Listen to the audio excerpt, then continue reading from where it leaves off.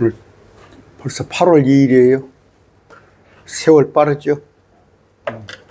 어떤 사람들은 세월이 안 가서, 세월이 빨리 가서 아쉽다고 생각을 하지만 우리는 뭐 여러분들도 어떻게 받아들일지 몰라서 저는 그렇습니다. 저는 세월이 어서 갔으면 좋겠어요.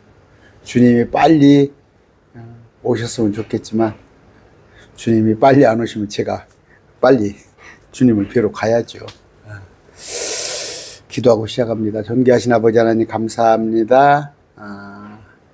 더위 속에서도 항상 우리 지켜주시고 아버지 육신이 피곤치 않도록 또 더위 먹지 않도록 우리를 지켜주시옵소서. 우리가 건강한 가운데 맑은 정신으로 늘 주님의 말씀을 사모하고자 이함입니다. 아버지 세상 살 때 세상 닮지 않게 해주시고 세상의 가치, 세상의 철학에 물들지 않도록 늘 거룩한 자, 분리된 자로 살게 해주시옵소서. 아버지 8월 한 달 우리 가족들 지켜주시옵소서. 무엇보다도 단 한 사람도 없이 예외 없이 구원의 길로 인도하여 주시옵소서. 예수님 이름으로 기도드립니다. 아멘. 자, 디도서입니다. 디도서 3장을 볼 건데 3장. 자, 그들이 명심하여 정사들과 권능들에게 복종하고. 그들은 누구예요? 지금 바울이 디도 목사에게 권하는 거예요. 그들. 그러니까 당시 네가 봤던 크레다 교회 그 성도들, 크레다 교회가 명심하여 정사들과 권능들에게 복종하고 정사들 권능에게 복종하고 행정관들에게 순종하며 모든 선한 일에 준비되게 하고. 볼까요? 베드로전서 2장 13절입니다. 너희는 주를 위해 사람의 모든 규례에 복종하되 왕에게는 최고 권위자에게 있게 하듯 하고. 총독들에게는 악을 행하는 자를 징벌하고 잘 행하는 자를 칭찬하기 위해 그분께서 보내신 자들에게 하듯 하라. 무슨 얘기예요? 우리는 아까 사람의 모든 규례에 복종했는데 왕에게는 최고 권위자에게 하듯 하고. 여기 지금 이런 말씀에 순종하지 못하는 게 여호와의 증인이에요. 여호와의 증인은 군대도 안 가고 또 세상 것에 한거를 해요. 우리가 거기에 구별은 돼야지만 세상을 뒤집으려고 그러면 안 된단 말이에요. 그런데 이런 구절이 있어요. 목사님들, 정치 목사님들 잘 들으세요. 내가 마음에 드는 정권, 마음에 들지 않은 정권, 그래서 마음에 들지 않으면은 없고 마음에 드는 정권 같으면 내가 그 정권하고 결탁하고 그렇게 안 돼 있습니다. 왕에게 최고 권위자에게 하듯 하고 하면서 로마서 봅시다. 13장 6절입니다.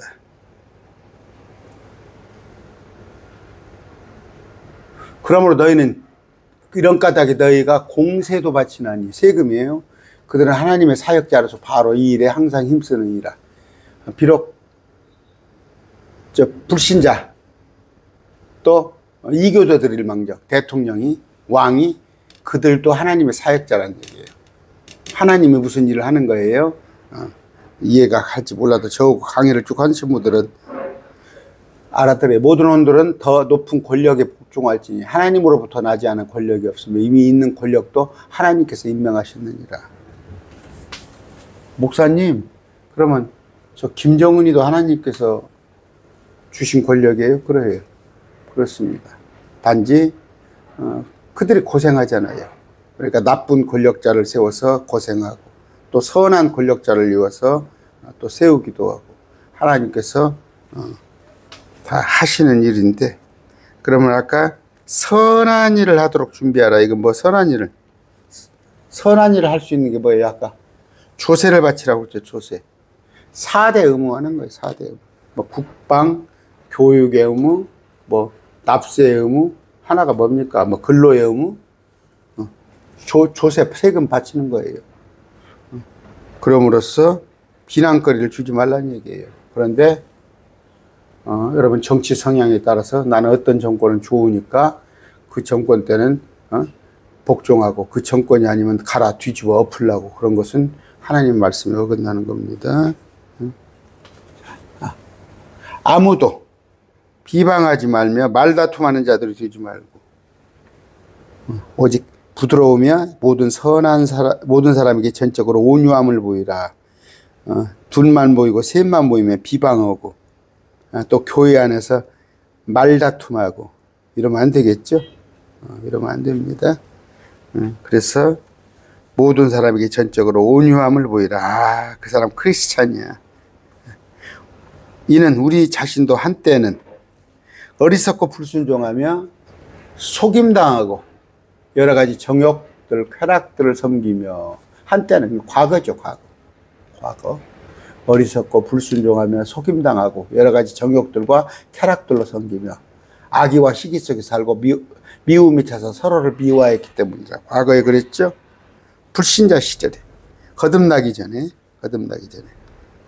그러나 사람을 향한 우리 구주 하나님의 친절과 사랑이 나타난 후에는, 거듭난 뒤에는 우리 구주 하나님 친절 사랑이 우리 안에 들어온 뒤로는 우리가 행한 의의 행위들로 하지 아니하시고 오직 그분의 긍휼에 따라서 그분께서 우리를 구원하시되. 이게 무슨 얘기예요? 구원은 뭐다고? 우리의 행위가 아니에요. 그분이 우리를 불쌍히 여기신 거. 우리를 사랑하사 독생자를 주셨으니. 행위가 아니라고 나와 있죠. 행위 구원은 거짓교리입니다. 우리를 구원하시되 중생의 씻음과 성령님의 새롭게 하심으로. 중생이 뭐예요? 다시 태어남이죠. 다시 태어남. 여기는 지금 이렇게 놨네요. 근본역은 아까 중생이라고 하는데 같은 말이에요. 디도서 3장 5절입니다. 흠정역은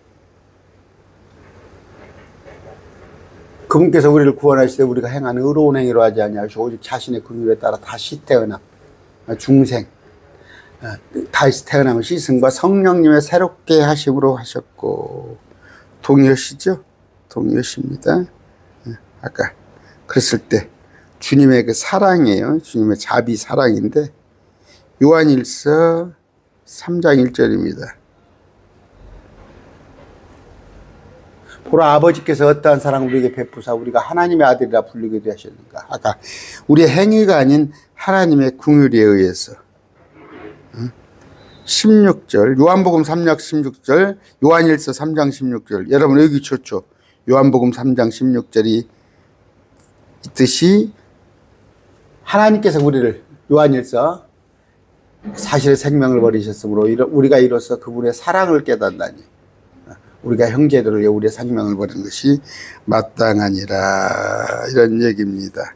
에베소서 5장 8절.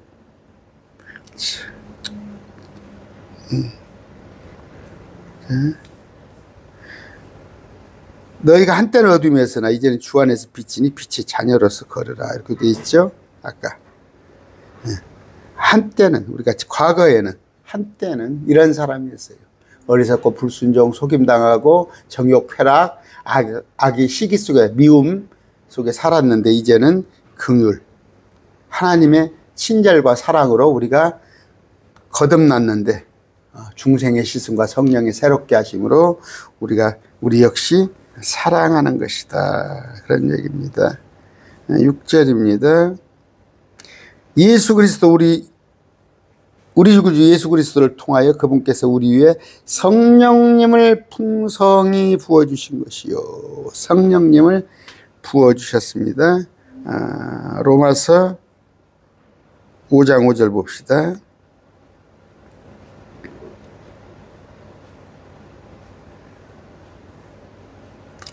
소망이 우리를 부끄럽게 하지 않으면 우리에게 주신 성령님에 의하여 하나님의 사랑이 우리 마음에 넓게 부어졌느니. 성령은 주님께서 주시는 것입니다. 성령은 주님께서 주시는 것인데 풍성히 부어주신 것이에요. 그런데 이 성령을 거역하면 안 되겠죠. 성령 받는 자는 성령 안에 머물러야 하는데 아까 많은 구절들이 있지만 베드로전서 2장 25절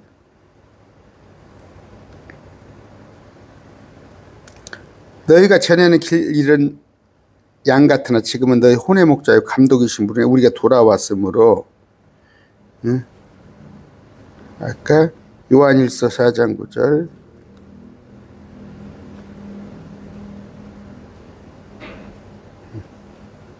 하나님께서 자신의 독생자를 세상에 보내사 우리가 그분을 통해 살게 하신 즉 이것 안에서 하나님의 사랑이 우리 안에 나타나니라. 그러므로 로마서 5장 8절 우리가 아직 죄인이었을 때 그리스도께서 우리를 위해 죽으심으로 하나님께서 우리를 향한 자신의 사랑을 당당히 지시하시니라. 됐죠. 그러면 우리가 골로새 2장 11절이에요. 또한 그분 안에서 그리스도의 할례로 말미암아 육신의 죄들에 속한 몸을 벗어버림으로 손으로 하지 않은 할례를 받았느니라. 성령 침례를 우리는 받았어요. 우리가 성령 침례를 받아서 새롭게 되었는데 고린도전서 4장 7절이에요. 7절. 누가 너를 다른 사람과 구별되게 하느냐? 네가 가진 것 중에 받지 아니한 것이 이제 네가 그것을 받았을진데. 무슨 얘기예요? 우리는 성령을 받은 사람이에요. 성령을 받아서 도대체 무슨 말이냐? 너희 몸이 너희가 하나님에게서 받은 바 너희 안에 계신 성령님의 전인 줄 너희가 알지 못하느냐? 너희는 너희 자신의 것이 아니니. 됐죠? 우리가 성령 침례를 받은 자예요. 그러므로 제가 무슨 얘기 하려고 하는가 다 아시겠죠? 이렇게 구절들을 찾으면은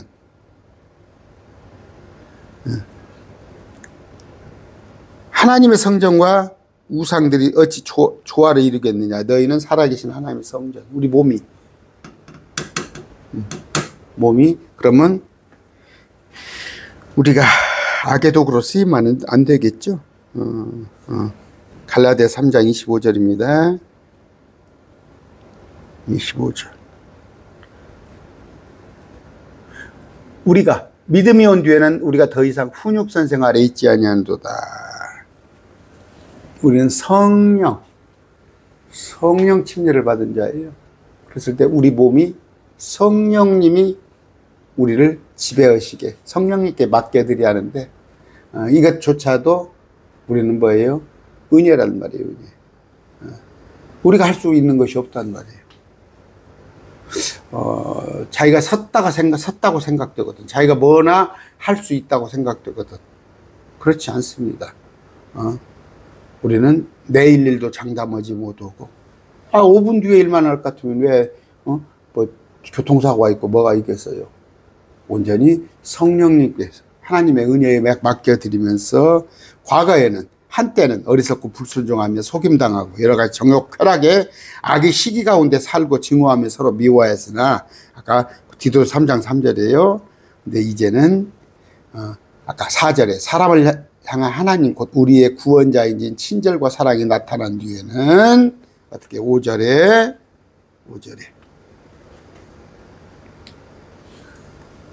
우리가 행한 의의 행위들로 하지 아니하고 오시 그분의 긍휼에 따라서 우리가 아니요 하나님의 긍휼 의의 가운데 성령님의 인도를 받아서 우리가 새롭게 되었으므로 새로운 삶을 살자. 이걸 가르치라. 성도들에게 가르치라. 그런 얘기예요. 바울이 디도 목사에게 그런 얘기입니다. 아까 7절 봅시다. 이것은 우리가 그분의 은혜로 의롭게 돼요. 행위가 아니죠. 은혜죠. 영원한 생명의 소망에 따라 영원한 생명은 예수 그리스도예요. 또 우리가 예수 그리스도를 만나는 것. 또 새로운 부활의 몸을 입는 것. 영원한 생명의 소망에 따라 상속자들이 되게 하려 했습니다. 상속자 뭐예요? 우리는 새 상속 언약이 있단 말이에요. 목사님들은 몰라요. 옛 언약이 있었어요. 율법이에요. 새 언약이 있습니다. 새 언약. 이건 뭐예요? 이스라엘에 관한 얘기예요. 율법이에요. 그러면 새 언약은 뭐예요? 천년왕국이에요.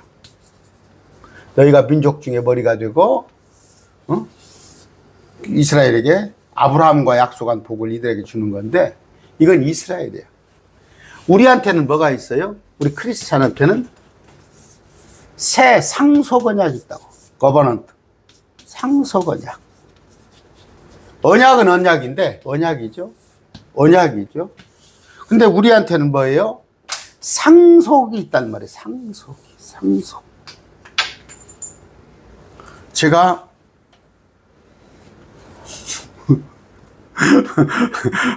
얼마 전에 예배당을 한 30평짜리를 거기를 사고 싶은데 돈 1억이 없더라고. 돈 1억이 없어서 아니면 5천만 원만 있어도 융자를 받아서 할 수가 있을 것 같은데 그게 없더라고. 그런데 우리 아버지가 저 돌아가신 이건희 회장이나 이병철 같으면 내가 그런 거 염려하겠어요? 응? 저 빌 게이츠면 우리 아버지가 빌 게이츠면 이런 거 염려하겠냐고. 근데 상속을 받는다고. 상속. 누가? 하나님께서 예수님에게 상속을 다 해주려고 그랬어. 예수님에게 상속을 해주려고 하는데 예수님이 받는 상속을 우리와 함께 나눠주는 거야. 공동 상속자가 되는 거야. 우리가 공동 상속자. 그러면 예수님이 1조 원 재산뿐이 없다면 1조를 갖고 매덕과 같이 공동으로 나누면은 나한테 돌아올 것은 1억뿐이 안 되겠다, 그런 얘기가 아니야. 하나님께 가진 가지신 자산, 능력, 모든 것은 우리가 감히 측량을 못해. 측량을 못해서 이건 수억 명, 수십억 명이 나눠도 거의 우리는 감당치 못할 정도로 많은 거야. 우리 상속언약. 그럼 상속언약이 뭐냐? 지금 이 땅에서는 초라하게, 제가 전주 있습니다. 전주 초라하게 참 그냥 밥 새끼 먹고 살고 있지만 육신적으로 얘기하는 거예요. 영적인 얘기가 아니라. 그런데 이제 어떻게? 주님을 만났을 때는 온 우주의 주인이 된단 말이에요. 우리가 몸도 다르고 어떤 통치권도 우리가 가지고 있고, 또 우리가 여러 가지 능력 면에서 천사보다 월등한 그런 것을 갖게 되는 어떻게 새 상속자들이 되게 아니라 복수죠. 예수님만 상속자인 게 아니라 우리가 공동 상속자가 된다. 이 상속이란 걸 로마 시대로 생각을 하면 상속이 얼마나 대단한지 제가 말씀드렸죠. 로마 시대는 대개 친자가 아닌 양자들에게 상속을 해줬어요. 그런데 그 상속, 친자만이 아니라 우리는 양자인데도 상속을 받아. 이 마지막 날들은 자신의 아들을 통하여 우리에게 말씀하셨으며 그분을 모든 것 상속자로 정하시고 그분으로 말미암아 세상을 만든 주님의 상속자신데, 우리 또한 베드로전서 1장 4절입니다. 4절. 썩지 않고 더럽지 않으며 사라지지 아니하고 너희를 위해, 우리를 위해 하늘에 마른데 상속유업을 받게 하셨으니 됐죠. 우리가 받는 상속이란 말이에요. 상속. 그러니까 우리는 뭐예요?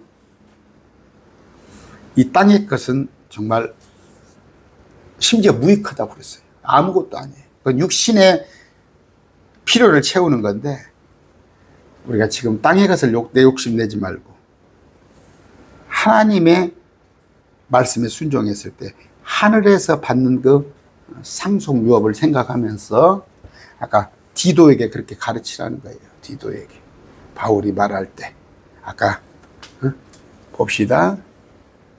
어디서부터 했어요? 여기 1절부터 그들이 크레타 교회 성도들이 명심하여 정사들 권능들에게 복종하고 행정관들에게 순종하며 모든 선한 일에 준비되게 하고, 여러분 뭐 정부를 뒤엎는다든가 불복종한다든가 목사들이 나가서 데모온다든가 이런 건 성경적이지 않아요. 아까 불신자에게도 하나님께서 통치권을 주셨는데 느부갓네살 같은 경우 아시잖아요. 김정은이도 하나님이 주신 권력이에요. 거기에 순종하고 선한 일은 뭐예요? 세금을 잘 내는 거예요. 세금을 잘 내. 행정관이죠. 관료들. 그 다음에 우리 비방하지 말라. 서로 말다툼하지 말고 오직 부드러우며 모든 사람에게 전적으로 저 사람 예수 믿는 사람이구나. 얘는 우리 자신도 한때는 아까 이런 자들이었어요. 구원받기 이전에는 남 욕할 것도 없어요. 그러나